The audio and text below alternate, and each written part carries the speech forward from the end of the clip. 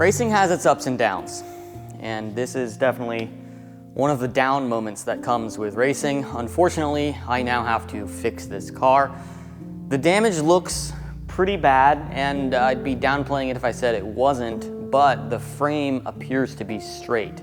I have some measurements so that I can check between the OEM spec for where the frame rails should be, and I will measure to see for sure, other than just eyeballing it to find out if it's straight, but I think the frame is straight.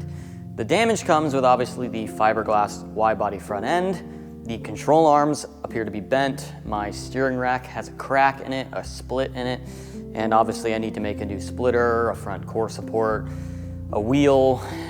We've got our work cut out for us. So in this video, I'm gonna be doing things a little bit differently than how I would normally do them. I'm gonna be filming this in a very calm manner because this is going to take me a long time. So I'm gonna put some AirPods in and just kind of put my head down, start taking the car apart, measure, make sure everything's okay, and then we're gonna rebuild it to hopefully better than it was before the incident. So without further ado, let's get into it.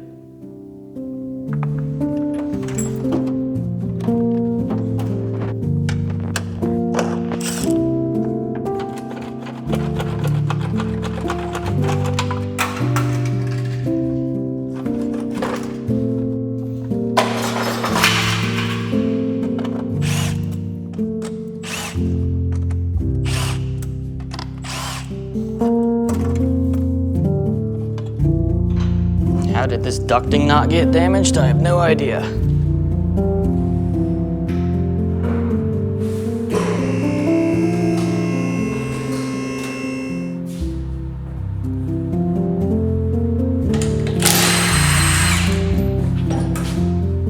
That's incredible.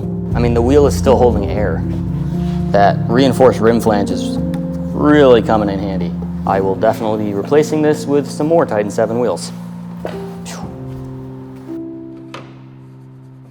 So looking at the damage from the outside of the car, obviously the wheel came back here and hit this spot.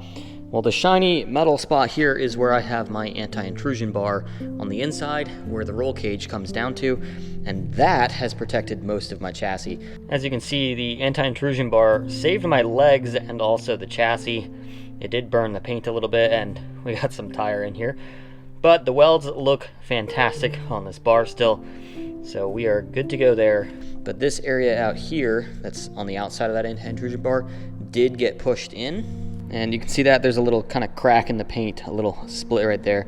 This looks pushed in and crumpled in. Shouldn't affect any structural integrity or performance or anything of the car because we have that roll cage back there. It did pull the spot welds out of this upper part here. I'm going to re-tack those up. So I'm gonna mark that down on my to-do list. Now structurally, that beam does hold the upper strut tower, and it's also kind of tied in with the front part here. So this upper beam is tied together there. I don't think it's damaged structurally. We will take some measurements to make sure everything is still lined up. So underneath, the floor is a little bit crinkled right here. You can actually see the seam right there, and this part has kind of peeled back a little bit. We've got a little dimple up here, but nothing that's actually major or structural. It's not the frame rail. The frame rail is this piece here. So structurally, I think that's just a jacking point, but we'll probably fold that back up and tack weld it. It's just turning into a little bit more of a golf ball, which is good for aerodynamics, right?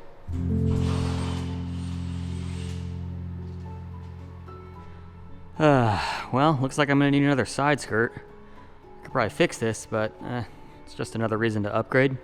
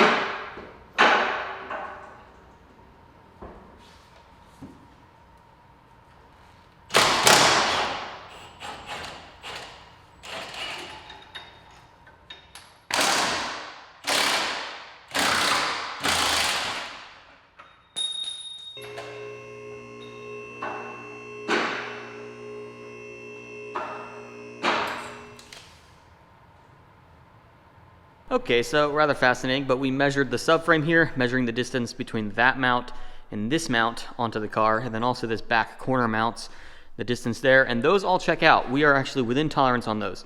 But down here, between that mount and this mount, it's a 1/2 inch too wide. So the bottom part of my subframe kind of split out wider, which is fascinating. Might explain why the steering rack has that lovely split crack there. And then there's another crack on this side mount of the steering rack. But if you look at the control arm, it might be obvious as to why. That is supposed to be like that, straight, or slightly straight. It's kind of bent like a wet noodle. So I think when the wheel hit, it pulled back, and that pulled this out. So it looks like I'm gonna need a new subframe. Lovely.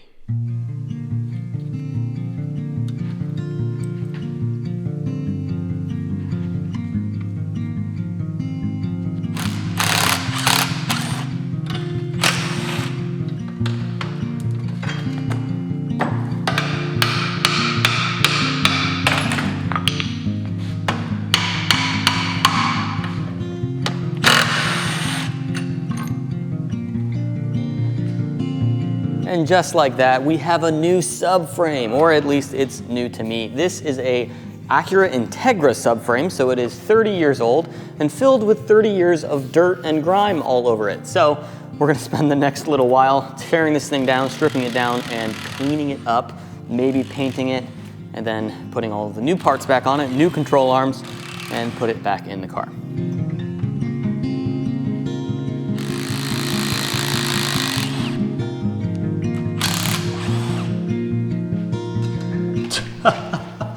This end link just popped apart. No, definitely gonna have to put new end links in.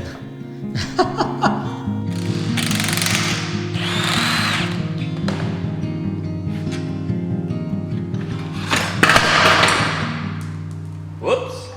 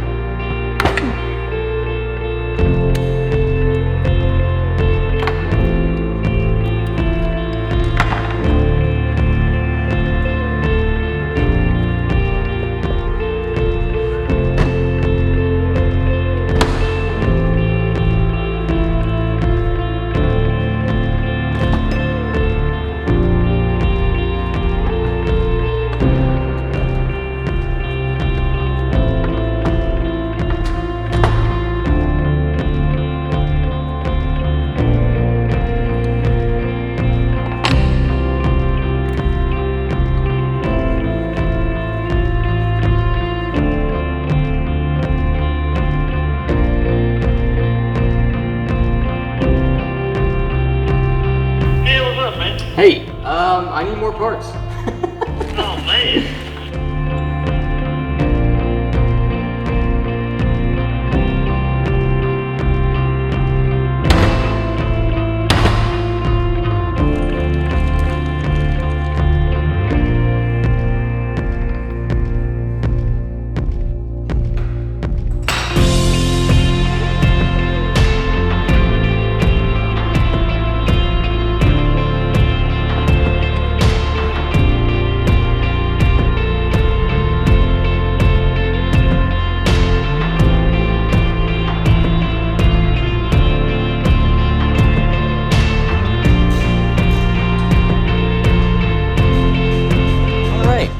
This is our new control arm, but obviously we're not using it like this. There's a lot that we have to change. The only thing we're actually keeping is this part right here, which is called the radius arm. And here's well, the damaged arm. So I'm gonna be taking this all apart because we're gonna replace the compliance bushing here. We're gonna have new end links, and we're replacing this lower control arm, all with upgraded parts. The only thing that we actually need from the OEM is this cast iron piece right here.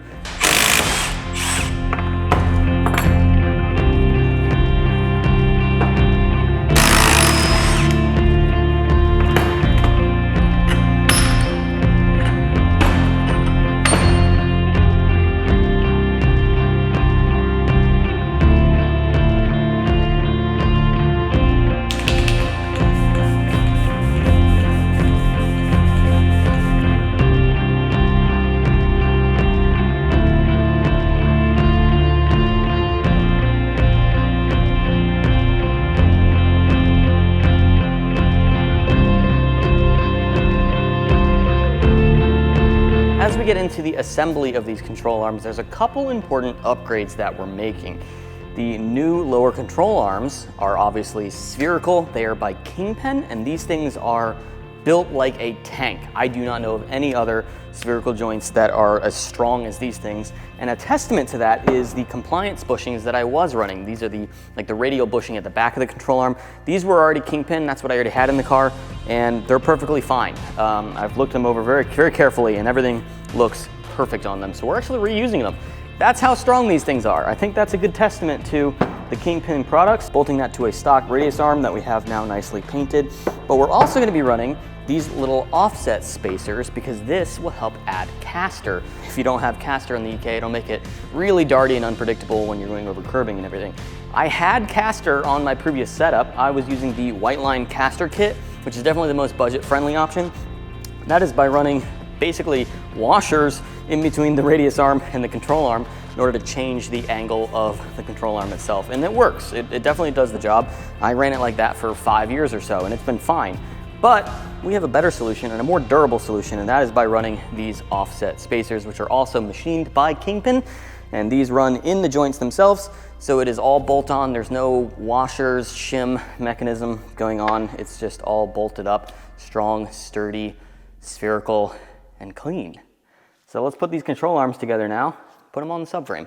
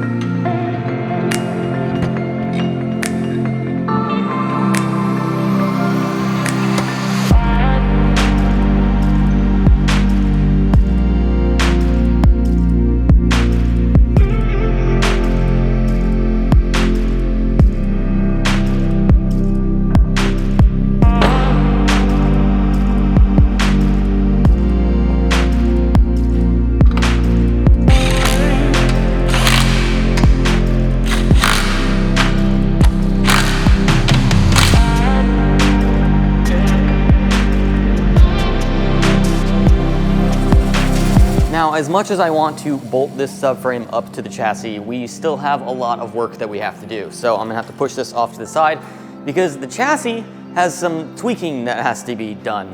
The core support area is obviously all tweaked, and the radiator isn't even sitting quite right. So we're gonna remove the radiator, and then while we're in there, the motor is only hanging there by 2 motor mounts. So we're gonna pull the motor out because that's gonna make it a little bit easier to work on the core support, but there's also some servicing we wanna do to the engine. So yeah, we're only just getting started.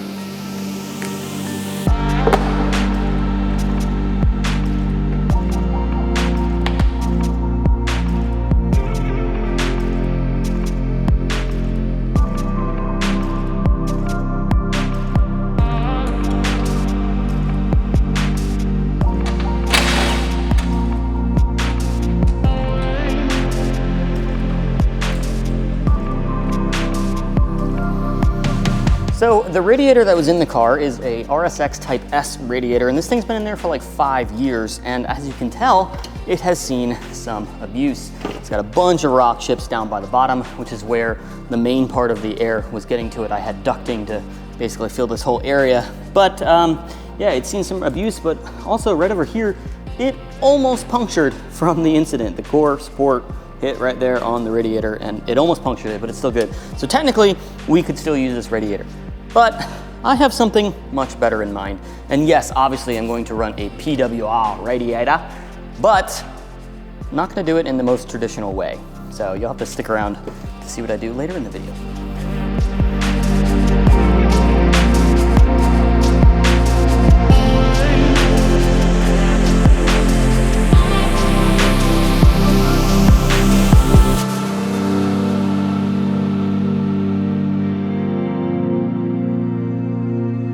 With the engine out of the engine bay now, we have a lot more room to work with to remove the core support.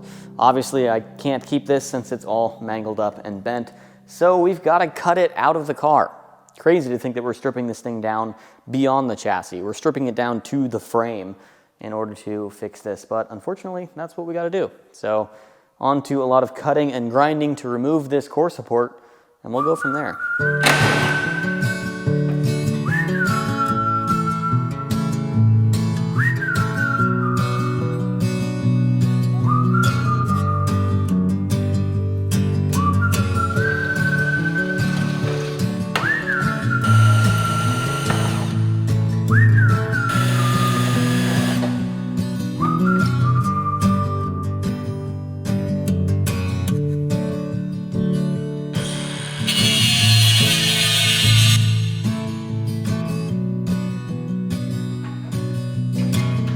All right, well, we have the core support off of the car, and I could replace this with just another OEM core support unit, but what's the fun in that? We're gonna upgrade this thing and reduce some weight. Now, obviously, this thing is not that heavy. I'm throwing it around like it's nothing, and I'm not strong. It weighs, I think, 7 pounds for this piece here, and we're gonna trim a little bit more out of here just to have everything cleaned up and just have more room to work with in the engine bay. So maybe 8 pounds total that we will take off, and we're gonna replace this with a tubular unit. This tiny little guy is what's gonna replace that whole factory core support, and it does the same job. So it holds the bumper, it holds the headlights, and it also mounts to the frame rails, so it ties everything together. It goes roughly like that. Now, this corner is still not square, so we're gonna have to do some work there to get this all to fit, but this core support is only 3 pounds, which means we are reducing the weight off of the nose of this car by 5 pounds, so the front nose of the car, which 5 pounds is not a lot, but hey, it all adds up. 5 pounds is not insignificant, so pretty cool. Also gonna have a lot more room to work with, which is gonna be awesome. So more room in the engine bay. Instead of having flat sheets here, there's a lot more just room to get wrenches in and whatnot. So yeah, kind of scary to see the car looking like this, but it's progress. That's actually very close. This thing is barely moved. It's like 0.1 inch maybe.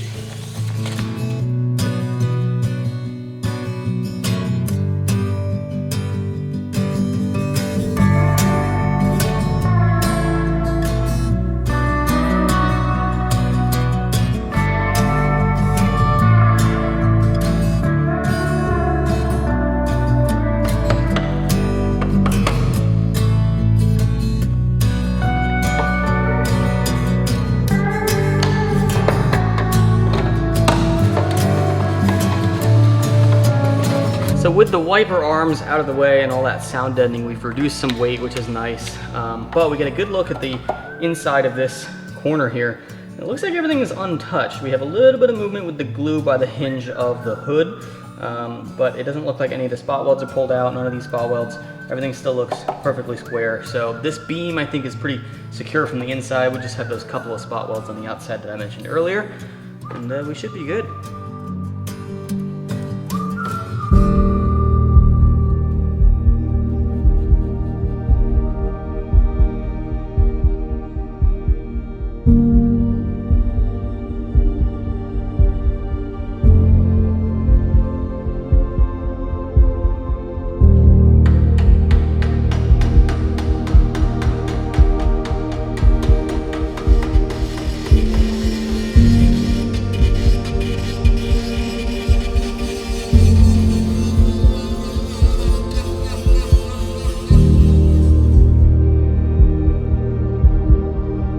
you're wondering how much weight we've trimmed off of the car so far, we're up to 13.8 pounds taken off of the nose of this car. Just between everything I've been weighing the sound ending we took out of the window cowl, obviously the metal that we cut out, and just wire looms and stuff, and throwing it into a bag and weighing it in combination with also removing the core support. We're up to 13.8 pounds taken off the nose of the car. So if you think I'm crazy for doing all these little tiny minor things, it adds up. 13.8 pounds that's a pretty big chunk. I mean, that's like 2 babies worth.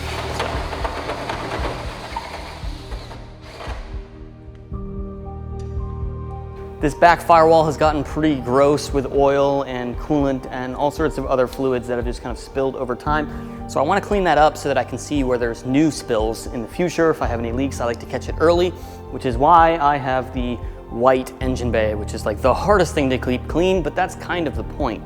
So I've moved actually some of the wires out of the way. I don't know why I hadn't done that a long time ago. Just moved some of the wire loom into the wheel wells to get it out of the engine bay, so again there's more room and it's easier to keep clean. And now it is time to mount the core support.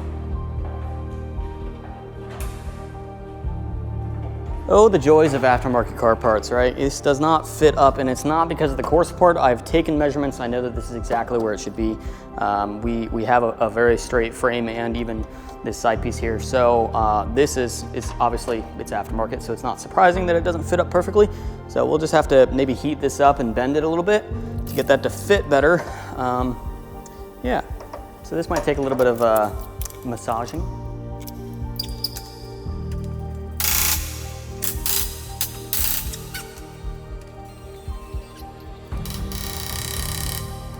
And then once we've got that fit, we're basically ready to paint, which means we're gonna take all this other stuff out of the way, the fuel pressure regulator and whatnot.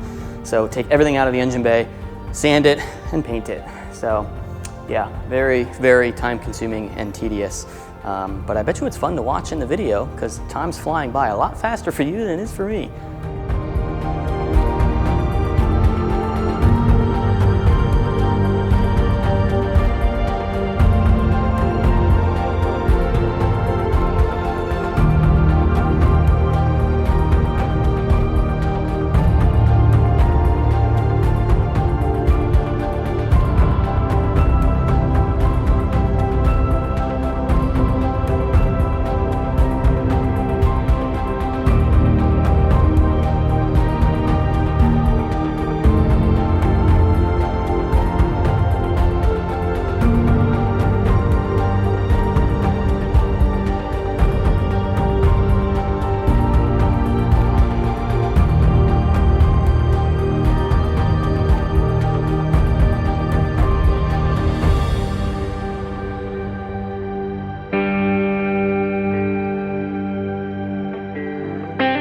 Okay, well, now the engine bay is fully prepped. I've done probably more preparation for paint than I have done on anything before, so this paint job should turn out really nice. We are going to paint it in championship white, but I am still using a rattle can because, let's be real, I'm not a body shop guy, so this should still hold up pretty well, and it is a race car after all. We are using championship white, even though the outside of the car is not championship white since it's vinyl wrapped, but I like the core of the car still being that Type R championship white theme. So we're gonna do championship white, and it's gonna look really nice, much better than how it looks currently. And then after the paint finally dries, we'll be able to put this thing back together.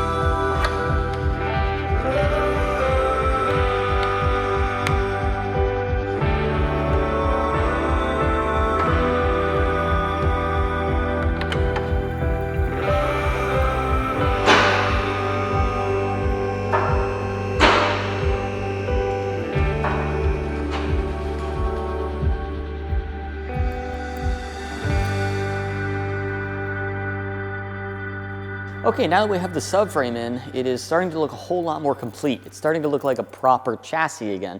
And it's very clean. I absolutely love how clean it is. And I know that the first track day that I bring this thing to, it's probably gonna get dirty again, but I'm gonna enjoy it while I have it. It's so nice. And now we can move on to working on the engine. Okay, so there's a couple of things that we need to do to this motor to refresh it. This is the 4th or 5th year that I've actually been running this motor, which is quite impressive, but I'm a little bit worried about the water pump. The coolant temps were getting a little bit high at the end of CMP when I brought it in after my sessions, so I think the water pump bearing might be on its way out. So I've got a brand new water pump, OEM water pump, that we're gonna throw in there to fix that. And then the VTEC solenoid on the back here appears to be leaking a very small amount of oil, so I'm gonna take that off, put a new gasket on that, and then just clean everything up so that we can see any new leaks that form. And that's it. Then we can throw it back in the car.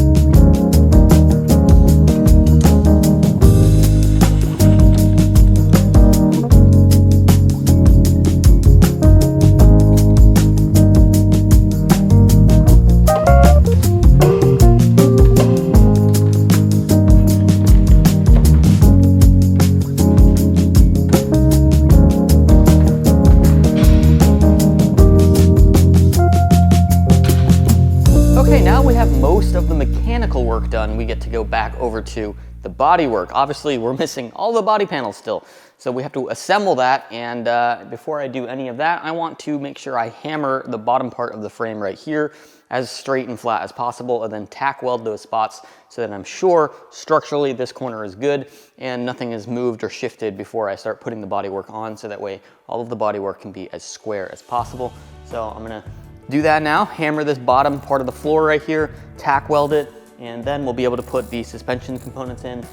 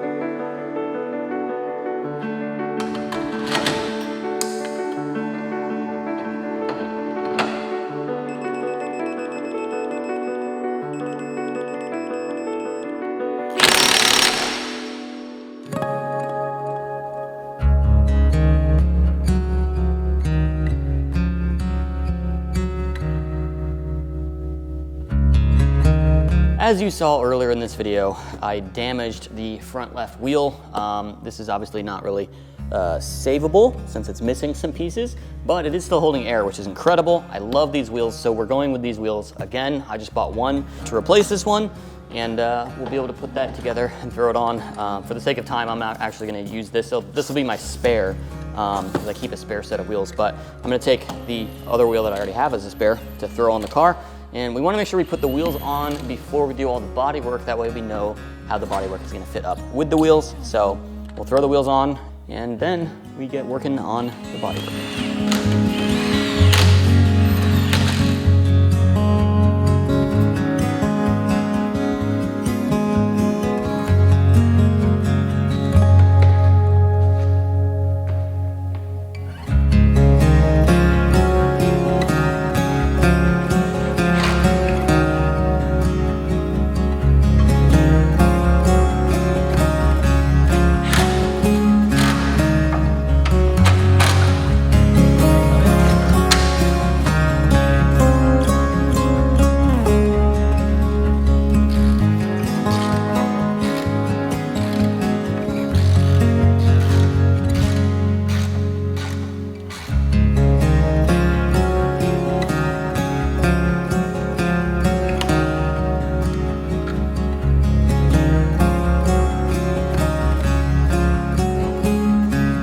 Okay, look, I know it's not a headlight intake, but that headlight intake was an extra 2 pounds.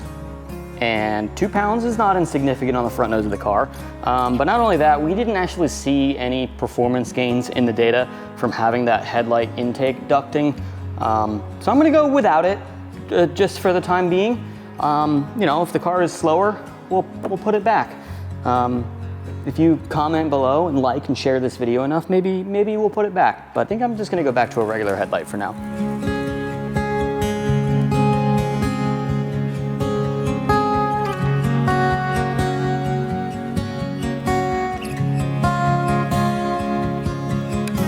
Okay, well, we have some clearance issues. The hood latch is hitting the core support, which is not too surprising. So if we cut that hood latch off, the hood will sit much lower, which will get it more flush.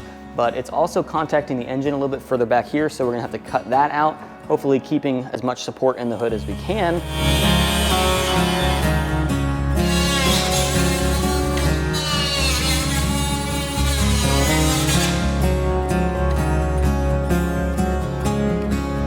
Okay, I have the hood roughly where I want it. The headlight gap is even on left and right. I just need to get the hood pins figured out, and that's a lot more complicated than I thought. So I'm actually gonna pause on that while I try to figure out what I wanna do, because obviously these hood pins were positioned for the old core support, not this one. It would be a whole lot easier if I just got a new hood, because I would need to move the hood pin so that it goes where the hood pins were designed to go on the core support. Until I figure out what I wanna do for that, I'm gonna move on to putting the fenders on, and I can't put the fenders on when the side skirts are on. So I have to take the side skirts off first so that we can try to start fitting up the fenders. With a lot of body work, you kind of want to do all of it at once so that it can all shift and move, and then go back and move and back and move, and it's a big painstaking process. So yeah, body panels are going to go on and off a bunch of times, but we're going to get everything situated. The body panel fitment wasn't that great before, to be honest, so it can only be better.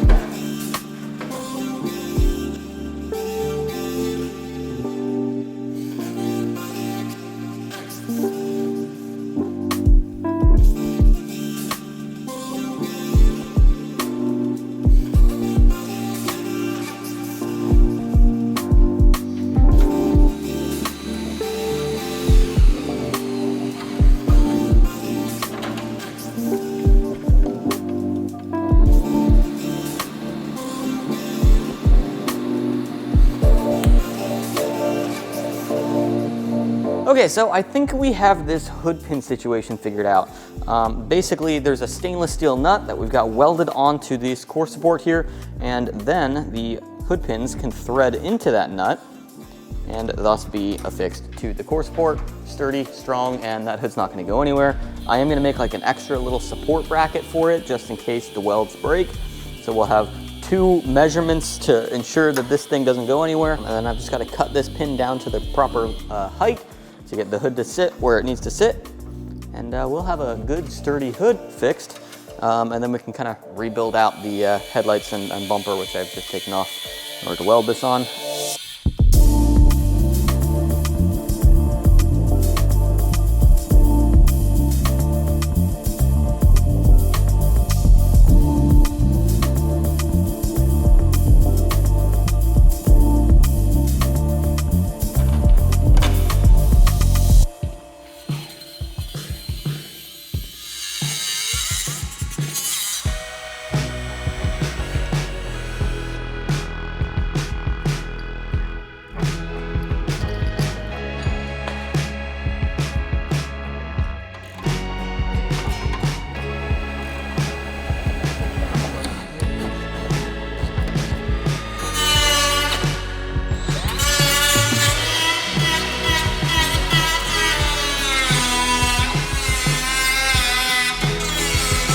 You might have noticed over the last 4 years, or however long I've been running this bumper setup, that there's been a huge gap between the hood and the bumper in this top section here, on this upper grille section. It's been driving me nuts. It's like a huge, like 2 or 3 inch gap between the hood and the bumper, which has probably been adding drag.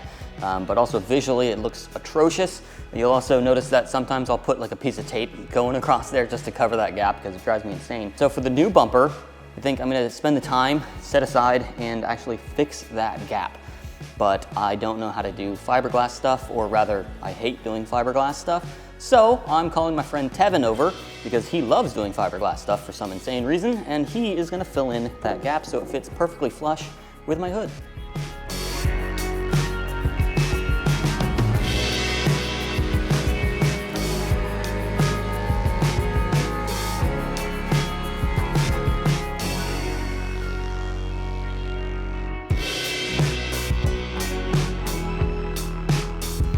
My skin is crawling from all the fiberglass dust, but it is done.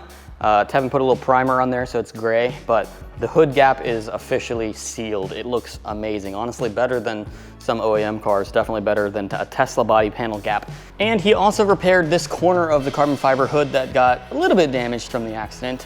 Just a minor repair there, but that's good to go now. And yeah, now we can move on to bigger and better things. So this is the side skirts that I run on the car. They're a PCI flat side skirt. This is a 4-inch side skirt, and we got a little bit of damage from the incident here. Now I could probably bend this back out and it doesn't really affect anything anyway. But I think this is a good opportunity for an improvement, for an upgrade, for an enhancement. I have 5-inch side skirts. So these are the tallest ones that they make. And I think it'll fit. It'll basically bring the sides of the car closer to the road, hopefully not scraping with the road. It is not against the rules for the side skirts to be scraping against the ground, but I think we're still gonna have plenty of clearance, and by lowering that, it actually helps reduce drag because the air coming around the car won't go under the car, keeps under the car a low pressure zone, which helps with downforce as well. All very minimal, but any improvements we can make, the better, and aesthetically it should actually look a little bit better. But I have to cut this front portion of this side skirt here to fit the fender, just like we did with the previous side skirt. Thankfully, I've already done this once, so I kind of already have a template laid out for me. So I could just use that as like a mark to start with, and carefully trim to hopefully get this to fit up there nice and snug.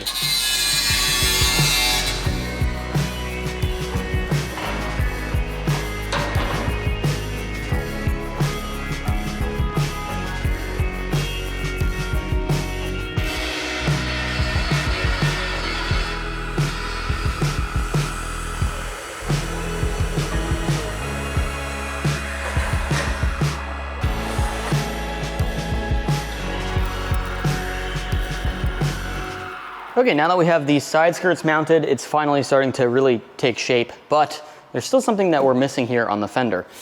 My old fender setup had these vents at the top to extract basically the high pressure air that builds up in the wheel wells to let it all out, but also to not add drag. So that's why it's not just a big opening, it's kind of like a Well, it's a vent. So we're gonna put new vents in this one, but we're not gonna do the same vents that we had last time, because like everything that we've done so far, we're gonna use this as an opportunity to upgrade. So what we have this time is carbon fiber. It's the same thing, but better. I've weighed it. It weighs 0.4 pounds less. I'll take it. It looks cool. And it was like barely any more expensive. So that's gonna go roughly there. And I'm gonna leave it, you know, raw carbon sticking through instead of wrapping it. The previous setup was just like a poly or plastic. So obviously I was wrapping that because it wasn't very good looking, but this is very good looking. So we'll have some nice carbon sticking through on the fender to match the carbon sticking through on the hood, and we'll be 0.4 pounds lighter.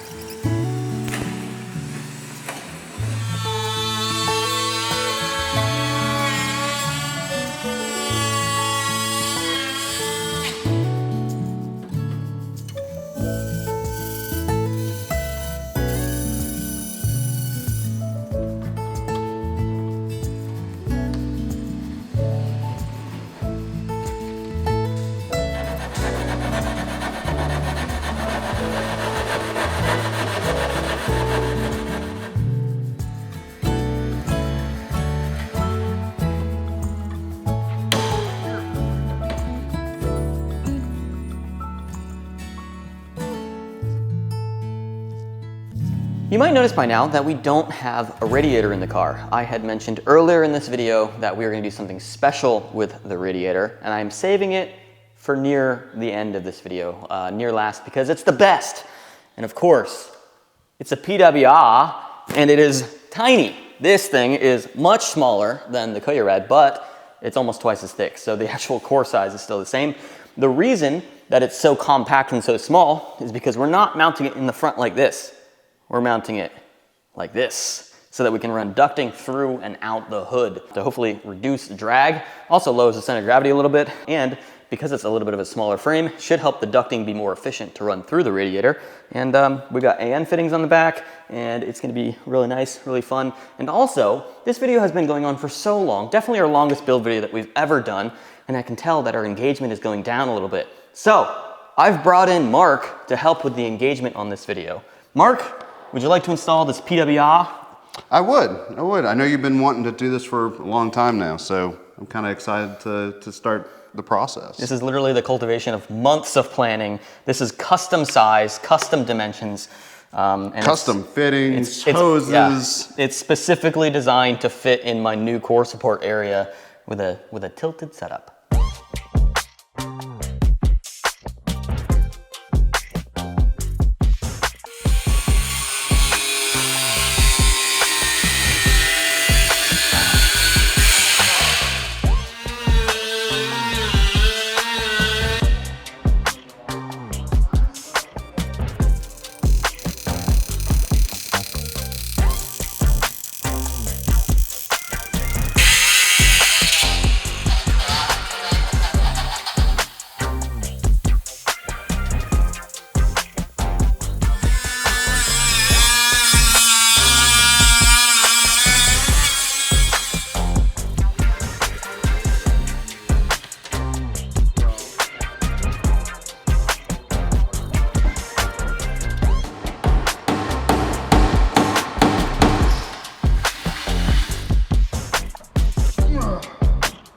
So we are making the coolant hoses out of AN line. This is the biggest AN line I have ever dealt with. It is a -16 AN, but this way we don't have to go chasing to try to find rubber hoses that are the right shape and size. And since we're moving the radiator around, it's just gonna be a lot easier to use AN. We can make it however long and whatever angles that we want.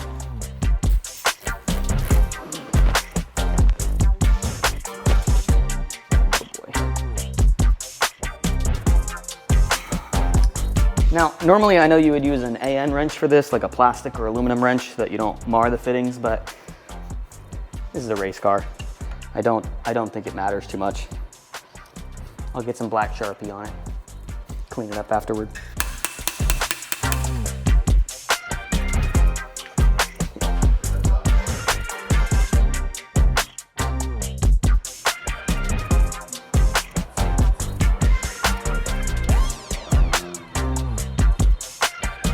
Okay, well now unfortunately we have to stop what we're doing because I have an appointment with Illusions Wraps to get this thing rewrapped to look all fresh and complete and together. So we're gonna rewrap the side skirts, the fenders, the bumper, and also the hood so that this thing is actually complete looking again. And then after the wrap, we can come back and continue working. But brief intermission while we make this car look complete.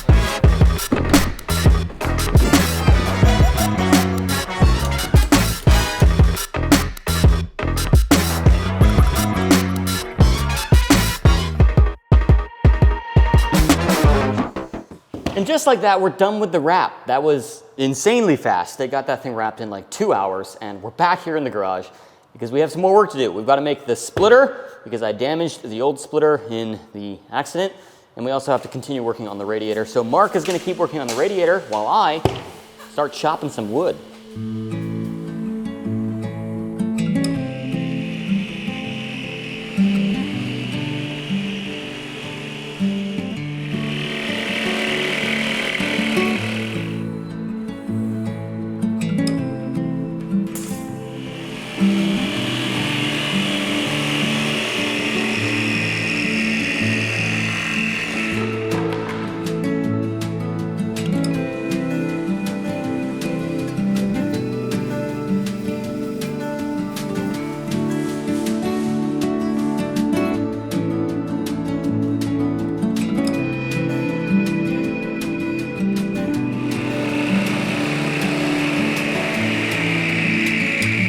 Okay, so now that we have the splitter roughly made to its rough shape, we're gonna mount it to the car, and the way you do that is with these Professional Awesome splitter mounts. These ones are bent, obviously, both of them bent. So we have to remake these, or I guess reinstall these. But basically how this works is just like a quick release system that goes into these little latches here, and it's pretty cool. Very convenient for being able to just install and uninstall the splitter, and Professional Awesome has made some upgrades. These are twice as thick as the old setups. So even if we were to get into an accident again, these ones might not actually bend. We should be able to just put these mounts up pretty easily, center the splitter, drill holes through the splitter mounts, and bolt it up.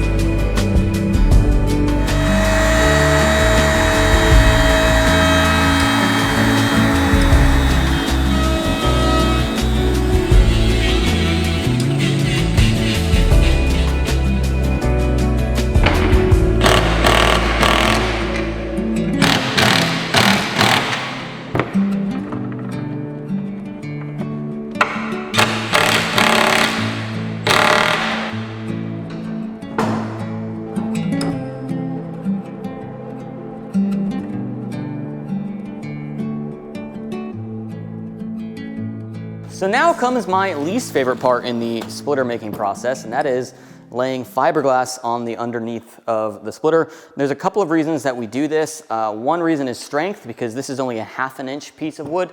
Normally you'd want to use a 3/4 or bigger because it's strong enough that it won't flex and stuff once you actually get up to speed.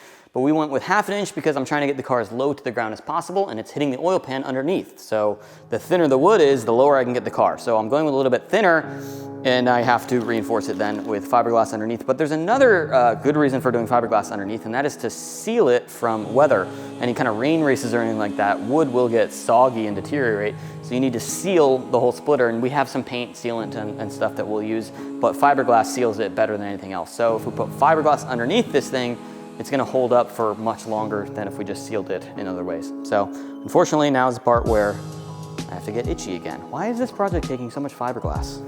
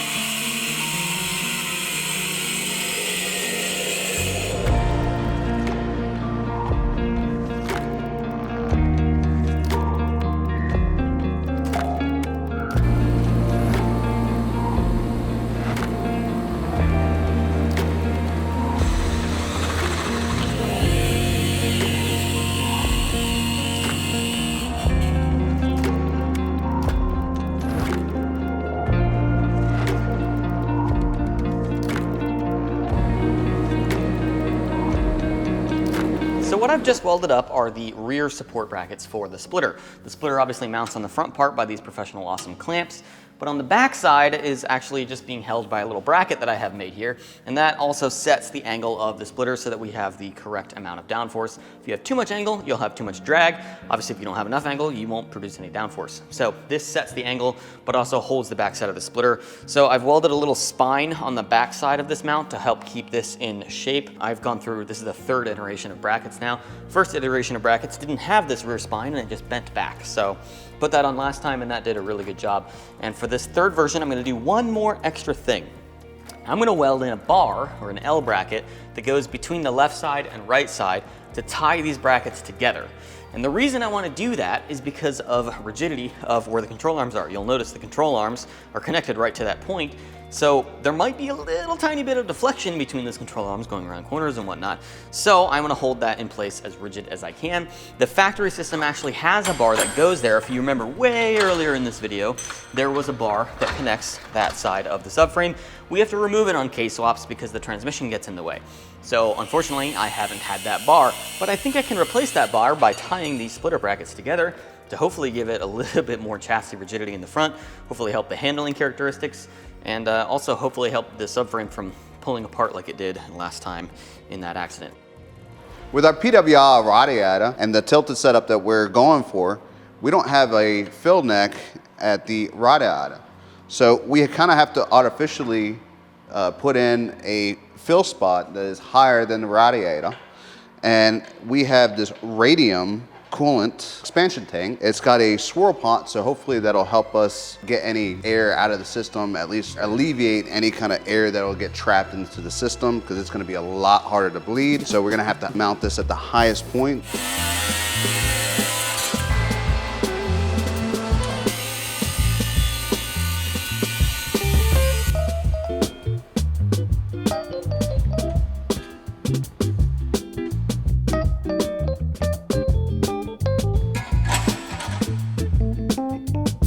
Okay, so we're gonna hop around a little bit here now because I ran out of argon gas. So while Mark is working on the coolant system and sealing that up, I'm gonna start working on radiator ducting. So we've got this sheet of aluminum. We have a big sheet of aluminum that we're gonna cut up so that we can make the ducting to direct the air into the radiator and then out of the radiator through the hood, which is gonna be pretty neat. I'm gonna have to cut up the hood. So yeah, let's get started cutting and bending some metal.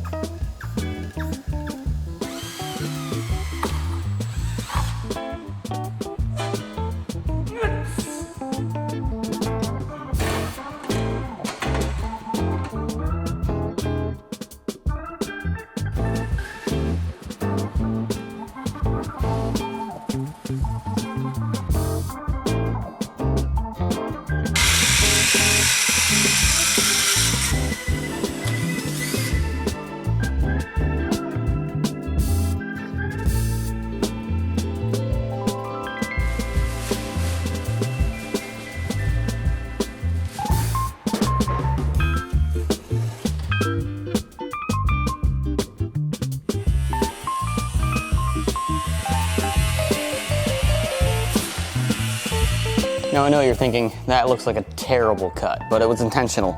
I cut it way too small, just the center section here, so that I can close the hood and then work my way out. So it's an exact perfect cut. I just need to see what I'm working with. So now that we have a hole, I'm going to expand it until it reaches the right size. At this point in the video, I feel like I have to apologize for a bit of confusion in continuity. The Civic has been in different places in this garage, and we're working on things in a bit of an odd order, like the radiator ducting is half done, but also the splitter is half done, and it's a bit confusing. So I apologize for that. Usually I'm a lot better at that. But we're kind of coming down to the wire on time right now, and sometimes you have to hop around on different stuff on a project when you run out of argon gas or you run out of M4 bolts for your radiator ducting and the stores are closed. It's currently 1 a.m.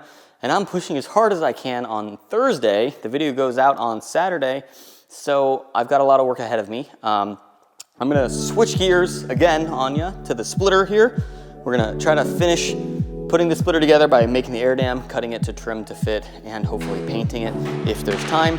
And that's where I'm gonna end this video. So we're not gonna crank the car up, we're not gonna start it because there's still a lot of extra stuff that honestly is gonna be boring to watch in a video.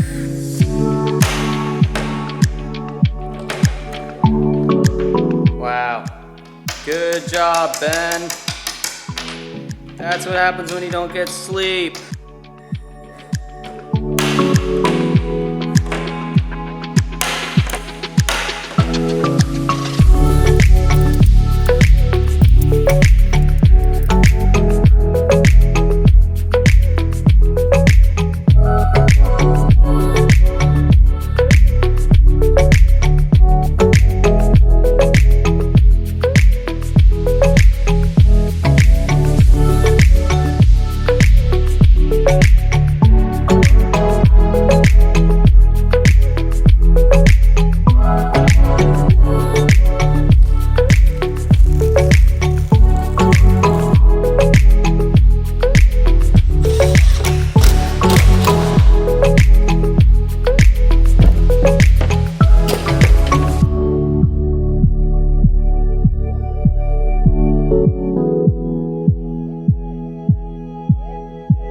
Well, there you have it. The car is officially complete. There are obviously some other stuff that I still need to do, but that's not really interesting on camera, so I'm gonna do that after the video, after we stop recording. Things like the alignment and bleeding the coolant system and making more radiator ducting and maybe trimming the splitter and just some stuff that is kind of boring at this point. I think you've seen most of what you need to see. What do you think of the car? What do you think? Do you think it looks good? Do you think it's gonna be faster than it's been before? Or do you think that maybe I just wasted a bunch of time? Let me know in the comments below. Thanks again again for watching. If this video does really well, if you send it to all your friends and subscribe, then maybe we'll do more hour-long build videos. But for now, I'm thinking that might not be a good idea because this thing took like 2 months to do. So thanks again for watching, and we'll see you in the next one.